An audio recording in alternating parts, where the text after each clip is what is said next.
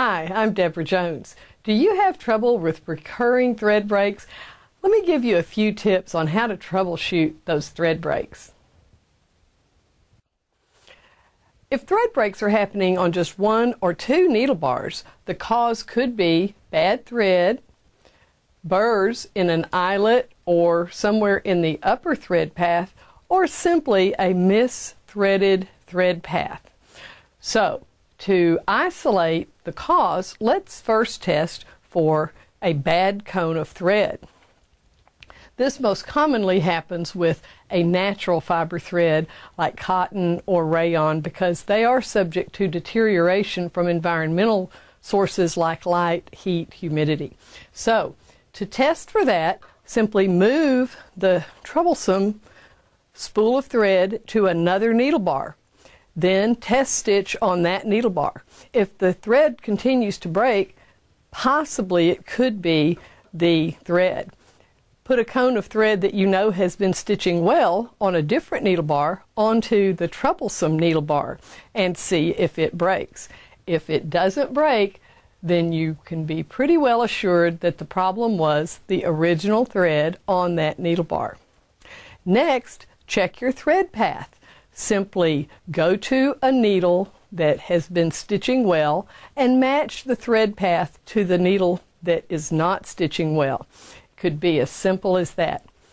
Now I'm going to show you how to troubleshoot thread breaks when they're happening on all needle bars.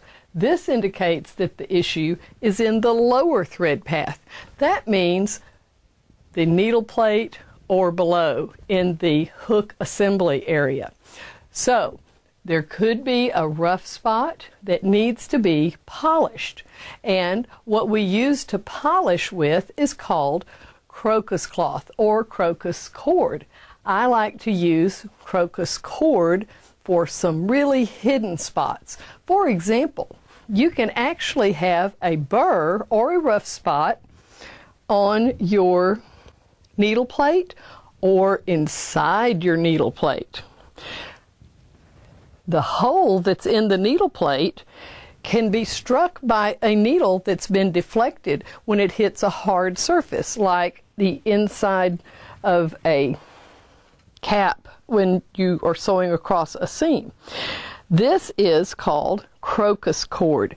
I've looped it through my actual hole in the needle plate, and I'm simply going to polish that hole out. And this is simply jeweler's rouge impregnated onto a cord, and it won't scratch your machine.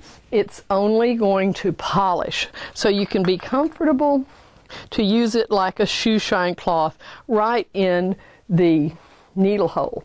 Another place you might use it is on the area of the point of your hook, and often one of these two places has been struck by a needle, and that has created a little burr that can be smoothed with the crocus cloth.